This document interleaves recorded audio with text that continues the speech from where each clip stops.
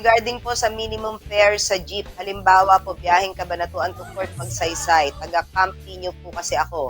Ngayon po, hindi daw po nagbibigay ng student discount sa area ng Camp Nino at Kalikid. Kasi pasok sa parang minimum fare or kilometer daw. Ano daw? Dapat na merong discount ang ating mga estudyante at syempre yung PWD. Ano pa ba yung may mga discount? Senior citizen.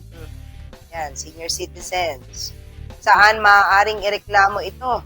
Ang alam ko sa LTFRB, pero nag-message siya rin tayo din sa kanya. At kung ano man po ang sasabihin ng LTFRB, ay ipaparating at ipapadala po natin ang inyong mensahe, Ma'am Kim, kung saan man Ang nararapat. maganda dyan, kuhanin mo yung plate number, picturean mo.